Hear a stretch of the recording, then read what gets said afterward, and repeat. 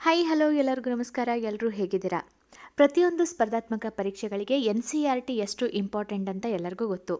ಈಗಾಗಲೇ ನಾನು NCERT based ಆಗಿರುವಂತಹ ಹಿಸ್ಟ್ರಿ ಕ್ವಶನ್ಗಳಿಗೆ ಸಂಬಂಧಪಟ್ಟಂತೆ ಹಲವಾರು ವಿಡಿಯೋಗಳನ್ನು ಮಾಡಿದ್ದೀನಿ. ಸೊ ಇವತ್ತಿನ ಭಾಗದಲ್ಲಿ NCERT ಬೇಸ್ಡ್ ಆಗಿರುವಂತಹ ಭಾರತದ ಸಂವಿಧಾನದಲ್ಲಿ ಅದರಲ್ಲಿಯೂ ಪ್ರಮುಖವಾಗಿ ಹಿಸ್ಟಾರಿಕಲ್ ಬ್ಯಾಕ್ಗ್ರೌಂಡ್ ಅಂದರೆ ನಮ್ಮ ಐತಿಹಾಸಿಕ ಹಿನ್ನೆಲೆಗೆ ಸಂಬಂಧಪಟ್ಟಂತೆ ಪ್ರಮುಖ ಪ್ರಶ್ನೆಗಳನ್ನು ನಾನು ಚರ್ಚೆ ಮಾಡ್ತಾ ಇದ್ದೀನಿ. ಸೊ ಇದು ನಿಮ್ಮ ಪ್ರತಿಯೊಂದು ಸ್ಪರ್ಧಾತ್ಮಕ ಪರೀಕ್ಷೆಗಳಿಗೆ ತುಂಬಾ ಇಂಪಾರ್ಟೆಂಟ್ ಆಗಿದೆ. ಇನ್ನೊಂದೇನೆಂದರೆ ಚಾಪ್ಟರ್ ವೈಸ್ ಪ್ರತಿಯೊಂದು ಪ್ರಶ್ನೆಗಳನ್ನು ಆದಷ್ಟು ನಾನು ಹೇಳ್ತಾ ಹೋಗಲಿಕ್ಕೆ ಪ್ರಯತ್ನವನ್ನು ಪಡ್ತಾ ಇದ್ದೀನಿ. ಸೊ ವಿಡಿಯೋ ಇಷ್ಟ ಆದರೆ ದಯವಿಟ್ಟು ಲೈಕ್, ಶೇರ್, ಸಬ್ಸ್ಕ್ರೈಬ್ ಆಗೋದನ್ನು ಮರಿಬೇಡಿ. ಹಾಗಾದರೆ ಮೊದಲನೇ ಪ್ರಶ್ನೆಯನ್ನು ಸ್ಟಾರ್ಟ್ ಮಾಡೋಣ. ಭಾರತದ ಮೊದಲ ಗವರ್ನರ್ ಜನರಲ್ ಯಾರು? Warren Hastings, William Bentinck, lord Dalhousie ಮತ್ತು ಲಾರ್ಡ್ ಕ್ಯಾನಿಂಗ್. ಸರಿಯಾದ ಉತ್ತರ ವಾರನ್ ಹೇಸ್ಟಿಂಗ್. 1772ರಿಂದ 1785ರವರೆಗೆ ಭಾರತೀಯ ವ್ಯವಹಾರಗಳಲ್ಲಿ ಪ್ರಾಬಲ್ಯ ಸಾಧಿಸಿದ ಮತ್ತು ಇಂಗ್ಲೆಂಡ್ಗೆ ಹಿಂದಿರುಗಿದ ನಂತರ ದೋಷಾರೋಪಣೆಗೆ ಒಳಗಾದ ಭಾರತದ ಬ್ರಿಟಿಷ್ ಗವರ್ನರ್ ಜನರಲ್ಗಳಲ್ಲಿ ಮೊದಲ ಮತ್ತು ಅತ್ಯಂತ ಪ್ರಸಿದ್ಧ ಗವರ್ನರ್ ಜನರಲ್ ಇವರಾಗಿದ್ದರು. ಮುಂದಿನ ಪ್ರಶ್ನೆ, ಬಂಗಾಳದ ಮೊದಲ ಗವರ್ನರ್ ಜನರಲ್ ಯಾರು? Robert Clive, William Bentinck, Warren Hastings ಮತ್ತು ಕರ್ನಲ್ ಸ್ಯಾಂಡರ್ಸ್. ಸರಿಯಾದ ಉತ್ತರ ವಾರನ್ ಹೇಸ್ಟಿಂಗ್. ಸೊ ಇವರು ಬಂಗಾಳದ ಮೊದಲ ಬ್ರಿಟಿಷ್ ಗವರ್ನರ್ ಜನರಲ್ ಆಗಿದ್ದರು. ಅವರು ಅಕ್ಟೋಬರ್ 20, 1773ರಂದು ಗವರ್ನರ್ ಜನರಲ್ ಆಗಿ ಕೂಡ ಅಂದರೆ ಬಂಗಾಳದ ಗವರ್ನರ್ ಜನರಲ್ ಆಗಿ ಕೂಡ ಅಧಿಕಾರವನ್ನು ವಹಿಸಿಕೊಂಡ್ರು. ಭಾರತದ ಮೊದಲ ವೈಸ್ರಾಯ್ ಯಾರಾಗಿದ್ದರು? Lord Canning, lord Hardinge, lord Dalhousie, lord Elgin. ಸರಿಯಾದ ಉತ್ತರ ಲಾರ್ಡ್ ಕ್ಯಾನಿಂಗ್. ಭಾರತದ ಮೊದಲ ವೈಸ್ರಾಯ್. ಅದಿಷ್ಟೇ ಅಲ್ಲ, 1857ರ ದಂಗೆಯ ನಂತರ 1858ರಲ್ಲಿ ವೈಸ್ರಾಯ್ ಎಂಬ ಬಿರುದನ್ನು ರಚಿಸಲಾಯಿತು. 1858ರ ಮೊದಲು ಈಸ್ಟ್ ಇಂಡಿಯಾ ಕಂಪನಿಯು ಭಾರತದ ಹೆಚ್ಚಿನ ಭಾಗಗಳನ್ನು ಆಳುತ್ತಿತ್ತು ಮತ್ತು ಈಸ್ಟ್ ಇಂಡಿಯಾ ಕಂಪನಿಯ ಆಡಳಿತದ ಮುಖ್ಯಸ್ಥರನ್ನು ಗವರ್ನರ್ ಜನರಲ್ ಎಂದು ಕರೆಯಲಾಗ್ತಾ ಇತ್ತು. ಮುಂದಿನ ಪ್ರಶ್ನೆ, 1853ರ ನಂತರ ಬ್ರಿಟಿಷ್ ಬಂಡವಾಳದ ಗಣನೀಯ ಮೊತ್ತವನ್ನು ಯಾವುದರಲ್ಲಿ ಹೂಡಿಕೆ ಮಾಡಲಾಯಿತು? ಟೀ ಪ್ಲಾಂಟೇಶನ್, ರೈಲ್ವೆ, ಕಲ್ಲಿದ್ದಲು ಗಣಿಗಾರಿಕೆ ಮತ್ತು ಜೂಟ್ ಮಿಲ್. ಸರಿಯಾದ ಉತ್ತರ ರೈಲ್ವೆ. 1853ರ ನಂತರ ರೈಲ್ವೆಯಲ್ಲಿ ಗಣನೀಯ ಪ್ರಮಾಣದ ಬ್ರಿಟಿಷ್ ಬಂಡವಾಳವನ್ನು ಹೂಡಿಕೆ ಮಾಡಲಾಯಿತು. ಭಾರತದಲ್ಲಿ ಸುದೀರ್ಘ ಅವಧಿಗೆ ಸೇವೆ ಸಲ್ಲಿಸಿದ ಬ್ರಿಟಿಷ್ ಗವರ್ನರ್ ಜನರಲ್ ಮತ್ತು ವೈಸ್ರಾಯ್ ಯಾರು? Lord Irwin, lord Dalhousie, lord Curzon, lord Linlithgow. ಸರಿಯಾದ ಉತ್ತರ ಲಾರ್ಡ್ ಡಾಲ್ಹೌಸಿ. ಭಾರತದಲ್ಲಿ ಸುದೀರ್ಘ ಅವಧಿಯವರೆಗೆ ಸೇವೆ ಸಲ್ಲಿಸಿದ ಬ್ರಿಟಿಷ್ ಗವರ್ನರ್ ಜನರಲ್ ಮತ್ತು ವೈಸ್ರಾಯ್ ಡಾಲ್ಹೌಸಿ ಆಗಿದ್ದಾರೆ. ಸೊ ಇವರು ತಮ್ಮ ಕಾಲಾವಧಿಯಲ್ಲಿ ಬಹಳಷ್ಟು ಸುಧಾರಣೆಗಳನ್ನು, ಟೆಲಿಗ್ರಾಫ್ ಆಗಿರ್ಬೋದು, ಆಮೇಲೆ ಈ ಒಂದು ರೈಲ್ವೆ ವ್ಯವಸ್ಥೆ ಆಗಿರ್ಬೋದು, PWD ಡಿಪಾರ್ಟ್ಮೆಂಟ್ ಆಗಿರ್ಬೋದು, ಸೊ ಈ ರೀತಿಯಾಗಿ ಬಹಳಷ್ಟು ಇಲಾಖೆಗಳನ್ನು ಸ್ಥಾಪನೆ ಮಾಡಿದರು ಮತ್ತು ಸುಧಾರಣಾ ನೀತಿಗಳನ್ನು ಕೂಡ ಇವರು ಇಂಟ್ರಡ್ಯೂಸ್ ಮಾಡ್ತಾರೆ. ಮುಂದಿನ ಪ್ರಶ್ನೆ, ಯಾವ ಗವರ್ಮೆಂಟ್ ಆಫ್ ಇಂಡಿಯಾ ಆ್ಯಕ್ಟ್ ಅಥವಾ ಚಾರ್ಟರ್ ಆ್ಯಕ್ಟ್ ಭಾರತದ ಗವರ್ನರ್ ಜನರಲ್ ಹುದ್ದೆಯನ್ನು ಸೃಷ್ಟಿಸಿದೆ? Indian council act 1858, charter act 1833, charter act 1853, charter act 1813. ಸರಿಯಾದ ಉತ್ತರ ಇಂಡಿಯನ್ ಕೌನ್ಸಿಲ್ ಆ್ಯಕ್ಟ್ 1858. ಈ ನಿಬಂಧನೆಯ ಅಡಿಯಲ್ಲಿ ಲಾರ್ಡ್ ವಿಲಿಯಂ ಬೆಂಟಿಂಗ್ ಭಾರತದ ಮೊದಲ ಗವರ್ನರ್ ಜನರಲ್ ಆದರು. ಇದು ಬಾಂಬೆ ಮತ್ತು ಮದ್ರಾಸಿನ ಗವರ್ನರ್ ಜನರಲ್ಗಳ ಶಾಸಕಾಂಗ ಅಧಿಕಾರವನ್ನು ಕಸಿದುಕೊಳ್ಳುತ್ತೆ. ಮೊದಲ ಬಾರಿಗೆ ಗವರ್ನರ್ ಜನರಲ್ ಸರ್ಕಾರವನ್ನು ಭಾರತ ಸರ್ಕಾರ ಎಂದು ಮತ್ತು ಅವರ ಕೌನ್ಸಿಲನ್ನು 1858ರಲ್ಲಿ ಇಂಡಿಯಾ ಕೌನ್ಸಿಲ್ ಅಂತ ಕರೆಯಲಾಯಿತು. ಈಸ್ಟ್ ಇಂಡಿಯಾ ಕಂಪನಿಯ ಗವರ್ನರ್ ಯಾರಿಂದ ನಾಮನಿರ್ದೇಶನಗೊಂಡರು? ಇಂಗ್ಲೆಂಡಿನ ದೊರೆ ನೇಮಿಸಿದರು, ಬ್ರಿಟಿಷ್ ಪಾರ್ಲಿಮೆಂಟಿನಿಂದ ನೇಮಕಗೊಂಡರು, ಈಸ್ಟ್ ಇಂಡಿಯಾ ಕಂಪನಿಯ ಸದಸ್ಯರಿಂದ ಚುನಾಯಿತರಾದರು, ಮೊಘಲ್ ಚಕ್ರವರ್ತಿಯಿಂದ. ಸರಿಯಾದ ಉತ್ತರ ಈಸ್ಟ್ ಇಂಡಿಯಾ ಕಂಪನಿಯ ಸದಸ್ಯರಿಂದ ಚುನಾಯಿತರಾದರು. ಸೊ ಇಲ್ಲಿ ಸರಿಯಾದ ಉತ್ತರ ಆಪ್ಷನ್ ಸಿ ಆಗತ್ತೆ. ಈ ಕೆಳಗಿನ ಯಾವ ಕಾಯ್ದೆಯು ಭಾರತದಲ್ಲಿ ಸರ್ವೋಚ್ಚ ನ್ಯಾಯಾಲಯದ ಸ್ಥಾಪನೆಯನ್ನು ಖಾತ್ರಿಪಡಿಸಿದೆ? Pitt's India act 1784, regulating act 1773, charter act 1793, charter act 1813. ಸರಿಯಾದ ಉತ್ತರ ರೆಗ್ಯುಲೇಟಿಂಗ್ ಆ್ಯಕ್ಟ್ 1773. ಸೊ ಇದು ಲಿಖಿತವಾಗಿ ಬರೆದಂತಹ ಮೊದಲ ಕಾಯ್ದೆಯಾಗಿದ್ದು ಭಾರತದ ಸಂವಿಧಾನಿಕ ಅಭಿವೃದ್ಧಿಯಲ್ಲಿ ಮೊದಲ ಹೆಗ್ಗುರುತಾಗಿದೆ ಅಂತ ಹೇಳ್ಬೋದು. ಈ ಕಾಯ್ದೆಯ ಮೂಲಕ ಬ್ರಿಟಿಷ್ ಸಂಸತ್ತು ಮೊದಲ ಬಾರಿಗೆ ಭಾರತದ ವ್ಯವಹಾರಗಳಲ್ಲಿ ಹಸ್ತಕ್ಷೇಪ ಮಾಡಿತ್ತು. ಇದಷ್ಟೇ ಅಲ್ಲ, ಭಾರತದ ಮೊದಲ ಸರ್ವೋಚ್ಚ ನ್ಯಾಯಾಲಯವನ್ನು ಈಸ್ಟ್ ಇಂಡಿಯಾ ಕಂಪನಿಯ ಒಂದು ಆಡಳಿತ ಅವಧಿಯಲ್ಲಿ ಕಲ್ಕತ್ತಾದಲ್ಲಿ ಸ್ಥಾಪನೆ ಮಾಡಲಾಯಿತು. ಕ್ವಿಟ್ ಇಂಡಿಯಾ ಚಳುವಳಿಯ ಸಮಯದಲ್ಲಿ ವೈಸ್ರಾಯ್ ಯಾರಾಗಿದ್ದರು? Lord Mountbatten, lord Wavell, lord Linlithgow, lord Irwin. ಸರಿಯಾದ ಉತ್ತರ ಆಪ್ಷನ್ ಸಿ, ಲಾರ್ಡ್ ಲಿನ್ಲಿತ್ಗೋ. 1936ರಿಂದ 1944 ಅವಧಿ. ಭಾರತ ಬಿಟ್ಟು ತೊಲಗಿ ಚಳುವಳಿಯ ಸಂದರ್ಭದಲ್ಲಿ ಭಾರತದ ವೈಸ್ರಾಯ್ ಆಗಿದ್ದವರು ಲಾರ್ಡ್ ಲಿನ್ಲಿತ್ಗೋ. ಕ್ವಿಟ್ ಇಂಡಿಯಾ ಚಳುವಳಿ ಅಥವಾ ಆಗಸ್ಟ್ ಚಳುವಳಿ ಎಂದು ಕೂಡ ಇದನ್ನು ಕರೆಯಲಾಗುತ್ತೆ. ಸಂಪೂರ್ಣ ಸ್ವಾತಂತ್ರ್ಯಕ್ಕಾಗಿ ಮುಂಬೈನಲ್ಲಿ ಆಗಸ್ಟ್ 8, 1942ರಂದು ಮಹಾತ್ಮ ಗಾಂಧೀಜಿಯವರು ಪ್ರಾರಂಭಿಸಿದ ನಾಗರಿಕ ಅಸಹಕಾರ ಚಳುವಳಿಯಾಗಿದೆ. ಮುಂದಿನ ಪ್ರಶ್ನೆ, ಸರ್ ಥಾಮಸ್ ರೋ ಅವರು ಯಾವ ಬ್ರಿಟಿಷ್ ರಾಜನ ಪತ್ರನೊಂದಿಗೆ ಭಾರತಕ್ಕೆ ಬಂದರು? ಕ್ವೀನ್ ಮೇರಿ, ರಾಣಿ Elizabeth, James I, queen Anne. ಸರಿಯಾದ ಉತ್ತರ ಆಪ್ಷನ್ ಸಿ, ಜೇಮ್ಸ್ I. ಈ ಘಟನೆಯು ಬ್ರಿಟಿಷ್ ಈಸ್ಟ್ ಇಂಡಿಯಾ ಕಂಪನಿಯನ್ನು ವ್ಯಾಪಾರಿಗಳ ಗುಂಪಿನಿಂದ ಮಿಲಿಟರಿ ಬಲದೊಂದಿಗೆ ಸಂಸ್ಥೆಯಾಗಿ ಪರಿವರ್ತಿಸುವ ಪ್ರಕ್ರಿಯೆಯನ್ನು ಪ್ರಾರಂಭಿಸಿತು.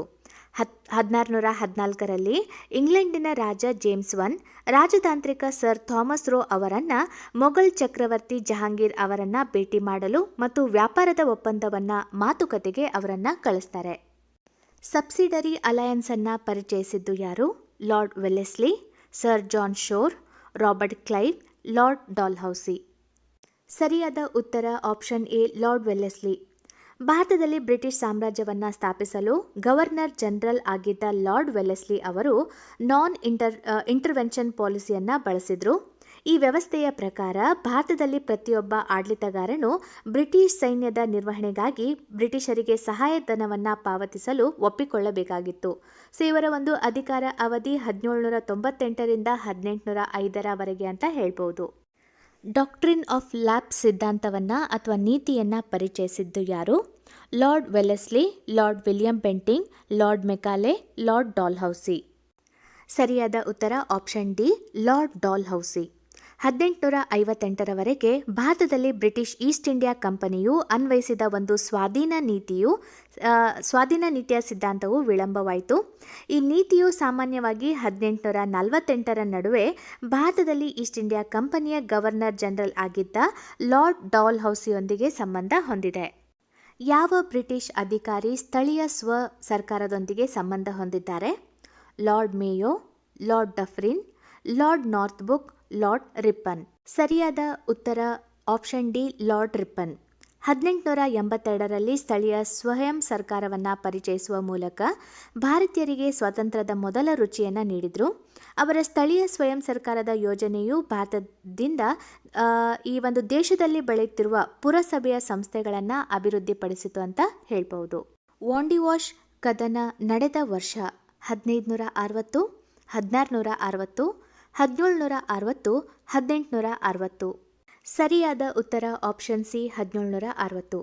ವಾಂಡಿವಾಶ್ ಕದನ ಜನವರಿ 22, 1760ರಲ್ಲಿ ನಡೆದಂತಹ ಪ್ರಮುಖ ಯುದ್ಧವಾಗಿದ್ದು ಭಾರತದ ಇತಿಹಾಸದಲ್ಲಿ ಕಾಂಟೆ ಡಿ ಲಾಲಿ ಅಡಿಯಲ್ಲಿ ಫ್ರೆಂಚ್ ಮತ್ತು ಸರ್ ಐರ್ಕೂಟ್ ಅಡಿಯಲ್ಲಿ ಬ್ರಿಟಿಷರ ನಡುವಿನ ಒಂದು ಮುಖಾಮುಖಿ ಆಗಿದೆ.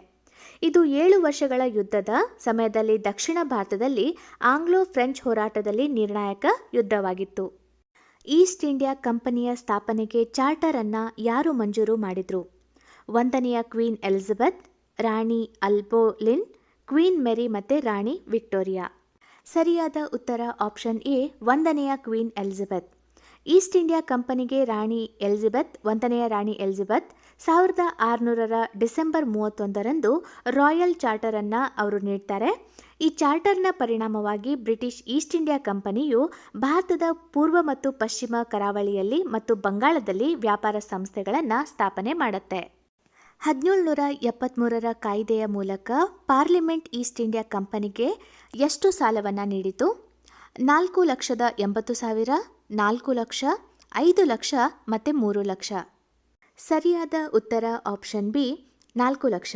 1773ರ ಕಾಯ್ದೆಯ ಮೂಲಕ ಸಂಸತ್ತು ಈಸ್ಟ್ ಇಂಡಿಯಾ ಕಂಪನಿಗೆ 4 ಲಕ್ಷ ರೂಪಾಯಿಗಳ ಸಾಲವನ್ನು ನೀಡುತ್ತೆ. ಈಸ್ಟ್ ಇಂಡಿಯಾ ಕಂಪನಿ ರಚನೆಯಾದಾಗ ಭಾರತದಲ್ಲಿ ಮೊಘಲ್ ಚಕ್ರವರ್ತಿ ಯಾರಾಗಿದ್ದರು? ಜಹಾಂಗೀರ್, ಹುಮಾಯೂನ್, ಔರಂಗಜೇಬ್, ಅಕ್ಬರ್. ಸರಿಯಾದ ಉತ್ತರ option D, Akbar. East India ಕಂಪನಿಯನ್ನು ಡಿಸೆಂಬರ್ 31, 1600ರಂದು ರಾಯಲ್ ಚಾರ್ಟರ್ ಮೂಲಕ ಸಂಯೋಜಿಸಲಾಯಿತು. ಇದು ಮೊಘಲ್ ಚಕ್ರವರ್ತಿ ಅಕ್ಬರ್ ಆಳ್ವಿಕೆಯಲ್ಲಿ ಪೂರ್ವ ಮತ್ತು ಆಗ್ನೇಯ ಏಷ್ಯಾ ಮತ್ತು ಭಾರತದೊಂದಿಗೆ ವ್ಯಾಪಾರದ ಉದ್ದೇಶಕ್ಕಾಗಿ ರೂಪುಗೊಂಡ ಇಂಗ್ಲಿಷ್ ಕಂಪನಿ ಆಗಿದೆ. ಬ್ರಿಟಿಷ್ ಇಂಡಿಯಾ ಸೊಸೈಟಿ ಯಾವಾಗ ಸ್ಥಾಪನೆ ಮಾಡಲಾಯಿತು ಅಥವಾ the British India society was formed in 1832, 1833, 1839, 1874. ಸರಿಯಾದ ಉತ್ತರ option C 1839. British India society Raja Ram Mohan Roy ಅವರ ಸ್ನೇಹಿತರಲ್ಲಿ ಒಬ್ಬರಾದ ವಿಲಿಯಂ ಆಡಮ್ ಅವರ ಪ್ರಯತ್ನದಿಂದ ಲಂಡನ್ನಲ್ಲಿ ಸ್ಥಾಪಿಸಲಾಯಿತು. ಅವರು ಜಾರ್ಜ್ ಥಾಮ್ಸನ್, ವಿಲಿಯಂ ಎಡ್ನಿಸ್ ಮತ್ತು ಮೇಜರ್ ಜನರಲ್ ಬ್ರಿಗ್ಸ್ ಅವರೊಂದಿಗೆ ಸಭೆಗಳನ್ನು ಆಯೋಜಿಸಿದರು ಮತ್ತು ಭಾರತದಲ್ಲಿನ ಶೋಚನೀಯ ಪರಿಸ್ಥಿತಿಗಳ ಬಗ್ಗೆ ಜನರಿಗೆ ತಿಳುವಳಿಕೆ ನೀಡಿದರು.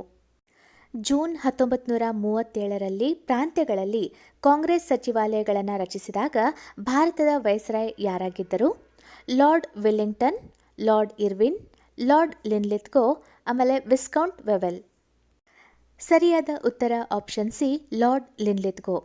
ಅಖಿಲ ಭಾರತ ಮುಸ್ಲಿಂ ಲೀಗ್ ಯಾವುದೇ ಪ್ರಾಂತ್ಯದಲ್ಲಿ ಸರ್ಕಾರ ರಚಿಸಲು ವಿಫಲವಾಯಿತು? 1939ರ ಅಕ್ಟೋಬರ್ ಮತ್ತು ನವೆಂಬರ್ನಲ್ಲಿ ಕಾಂಗ್ರೆಸ್ ಮಂತ್ರಿಗಳು ರಾಜೀನಾಮೆಯನ್ನು ನೀಡ್ತಾರೆ. ವೈಸ್ರಾಯ್ ಲಾರ್ಡ್ ಲಿನ್ಲಿತ್ಗೋ ಅವರ ಕ್ರಮವನ್ನು ವಿರೋಧಿಸಿ ಭಾರತವನ್ನು 2ನೇ ಮಹಾಯುದ್ಧದಲ್ಲಿ ಭಾರತೀಯ ಜನರನ್ನು ಸಂಪರ್ಕಿಸದೆ ಯುದ್ಧಕೋರ ಅಂತ ಘೋಷಣೆ ಮಾಡ್ತಾರೆ. ಮುಂದಿನ ಪ್ರಶ್ನೆ, 1767ರಿಂದ 1769ರ ಅವಧಿಯಲ್ಲಿ ಬ್ರಿಟಿಷರು ಮತ್ತು ಹೈದರ್ ಅಲಿ ನಡುವೆ ನಡೆದ ಮೊದಲ ಮೈಸೂರು ಯುದ್ಧವು ಯಾವ ಒಪ್ಪಂದದೊಂದಿಗೆ ಅಂತ್ಯಗೊಂಡಿತು? ಪುದುಚೇರಿ ಅಥವಾ ಪಾಂಡಿಚೇರಿ ಒಪ್ಪಂದ, ಮದ್ರಾಸ್ ಒಪ್ಪಂದ, ಮೈಸೂರು ಒಪ್ಪಂದ, ಎಕ್ಸೆಲಾ ಚಾಪೆಲ್ ಒಪ್ಪಂದ. ಸರಿಯಾದ ಉತ್ತರ option B treaty of Madras ಅಥವಾ ಮದ್ರಾಸ್ ಒಪ್ಪಂದ. 1767ರಲ್ಲಿ ಮೈಸೂರು ಹೈದರ್ ಅಲಿ ಅಡಿಯಲ್ಲಿ ಪ್ರಬಲ ರಾಜ್ಯವಾಗಿತ್ತು. 1769ರಲ್ಲಿ ಮೊದಲ ಆಂಗ್ಲೋ ಮೈಸೂರು ಯುದ್ಧವು ನಡೆಯುತ್ತೆ. ಇದರಲ್ಲಿ ಹೈದರ್ ಅಲಿ ಬ್ರಿಟಿಷರನ್ನು ಸೋಲಿಸ್ತಾರೆ ಮತ್ತು ಅವರ ನಡುವೆ ಮದ್ರಾಸ್ ಒಪ್ಪಂದಕ್ಕೆ ಸಹಿ ಹಾಕಲಾಯಿತು. ಹೈದರ್ ಅಲಿ ಬಹುತೇಕ ಇಡೀ ಕರ್ನಾಟಕವನ್ನು ಆಕ್ರಮಿಸಿಕೊಂಡ್ರು. ಇದಿಷ್ಟು ಈ ಭಾಗದ NCERT ಆಧಾರಿತ ಭಾರತದ ಸಂವಿಧಾನದ, ಅದರಲ್ಲಿಯೂ ಕೂಡ ಚಾಪ್ಟರ್ ವೈಸ್ ಹೇಳ್ತಾ ಇರೋದ್ರಿಂದ ಅಧ್ಯಾಯ 1 ಐತಿಹಾಸಿಕ ಹಿನ್ನೆಲೆಗೆ ಸಂಬಂಧಪಟ್ಟಂತೆ ಪ್ರಮುಖವಾದಂಥ ಪ್ರಶ್ನೆಗಳಾಗಿತ್ತು. ಸೊ ಪ್ರತಿದಿನ 20-25 ಪ್ರಶ್ನೆಗಳನ್ನು ನಾನೇನು ಮಾಡ್ತೀನಿ, ಇತಿಹಾಸ ಆಗಿರ್ಬೋದು, ಪಾಲಿಟಿ ಆಗಿರ್ಬೋದು, ಸೊ ಇವುಗಳ ಮೂಲಕ ನಾನು ಆದಷ್ಟು ನಿಮಗೆ ಹೆಲ್ಪ್ ಮಾಡಲಿಕ್ಕೆ ಪ್ರಯತ್ನವನ್ನು ಪಡ್ತೀನಿ. ವಿಡಿಯೋ ಇಷ್ಟ ಆದರೆ ದಯವಿಟ್ಟು ಲೈಕ್, ಶೇರ್, ಸಬ್ಸ್ಕ್ರೈಬ್ ಆಗೋದನ್ನು ಮರಿಬೇಡಿ. ಈಗಾಗಲೇ NCERT ಇತಿಹಾಸಕ್ಕೆ ಸಂಬಂಧಪಟ್ಟಂತೆ ಬಹಳಷ್ಟು ವಿಡಿಯೋಗಳನ್ನು ಮಾಡಿದ್ದೀನಿ, ಅವುಗಳನ್ನು ಕೂಡ ನೋಡಿ.